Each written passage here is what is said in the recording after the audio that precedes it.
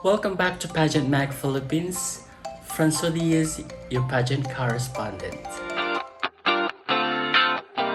Audio Jungle.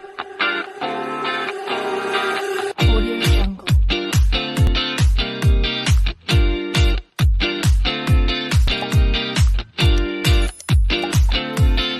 If you are new to this channel, please subscribe and click the bell notification for more pageant updates.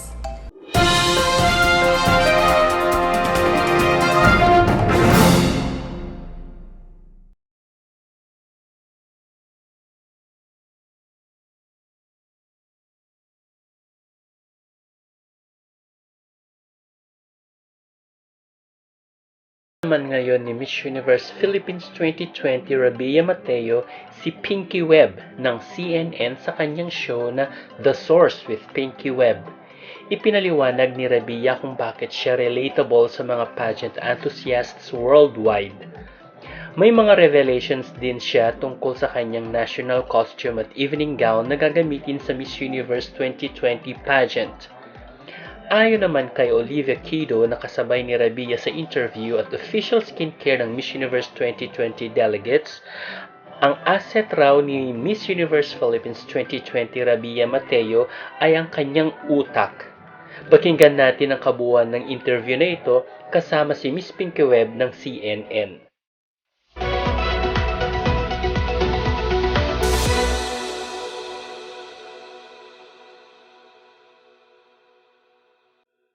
Rabia, why do you think that is, that people can seem to relate to you?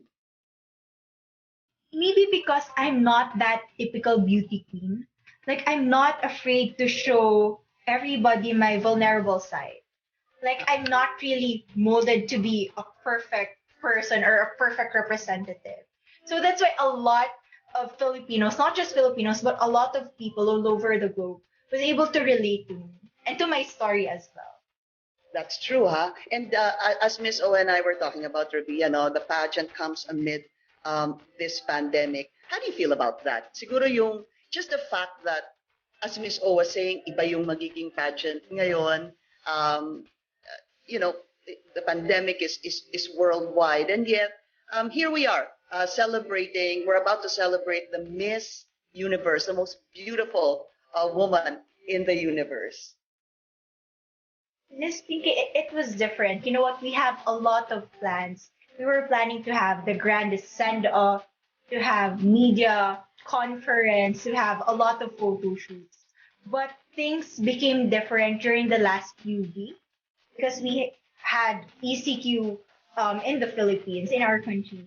So we really need to prioritize our health.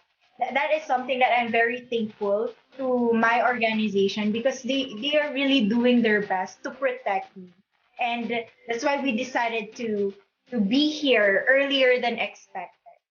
Yeah. Yeah, maaga-aga ka ngang umalis. Miss O, I can't seem to pick which part of Rabia to me is most striking, And I'm not just saying it because obviously I'm Filipina and I'm rooting for her. But what do you think it is about Rabia that seems to be very, very unique? Is it personality, her eyes? Is it her smile? Ano ho para sa inyo? Just a quick interruption before we continue. Please subscribe as I have noticed that you have not subscribed yet. Click the notification bell as well so that you will be notified on our upcoming uploads. Para sa akin, it's her brain. So the brain, her wisdom, the way she speaks and the way she tells her story, alam mo yung there's a substance to everything that she says. And also yung pagka magkwento siya, talagang makikita mo galing sa puso yung mga sinasabi niya.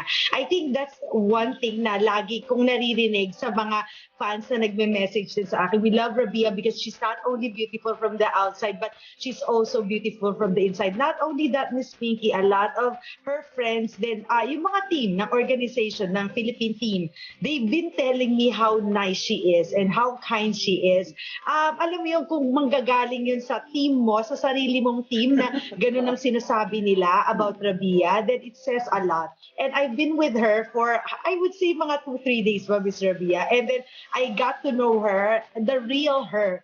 alam mo yung outside the camera, and then just her and me, nagchichika lang, kumakain na nagkakamay. Alam mo yung ganun. Pero makikita mo yung ano niya, makikita mo yung heart niya, makikita mo yung puso niya na gusto niyang tulungan ng pamilya niya. And not only that, yung pagmamahal niya sa mga tao, sa kababayan natin, na gusto niya talagang ibigay lahat ng makakaya niya para lang maging proud ang mga Pilipino sa kanya. I think that's her secret and that's her edge sa competition na ito. Very well said, Miss O. Rabi, I want to ask you, as our representative to the Miss Universe pageant, what can you offer? I'm sorry po. What can Rabia Mateo offer bilang as our representative to the Miss Universe? Well, Miss Pinky, it's my heart and my time because I really want to be somebody who's really involved in the community. I don't want to be remembered as the face of Miss Universe Philippines, but I want them to remember me as a phenomenal woman who actually did something for her country. I'm clapping. Okay, Rabia, kung merong Catriona lava walk, meron bang pasabog? Sige, let's not reveal it if there is, but meron ba tayong maaasahang pasabog ni Rabia during pageant night? Definitely, Miss Pinky. We've been preparing my gowns, and I'm very excited for my national costume. Just to share a few details. Please. This is gonna be different because I'm gonna be showing a lot of skin. It's gonna be sexy but empowering at the same time.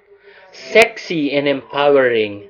Makakasiguro na kaya ang Pilipinas para sa panglimang Miss Universe crown? Ano sa tingin niyo ang national costume ni Miss Universe Philippines 2020 Rabia Mateo? At ano kaya ang pasabog na gown nito? We really do love to hear from you, and we absolutely welcome you to share your opinions and thoughts on this. For your comments and suggestions, please put them at the comment box. Don't forget to subscribe and click the bell notification for more pageant updates. You can also follow us on Facebook, Instagram, or on Twitter. Thank you for watching once again. This has been Francois Diaz, your pageant correspondent. Audio Jungle.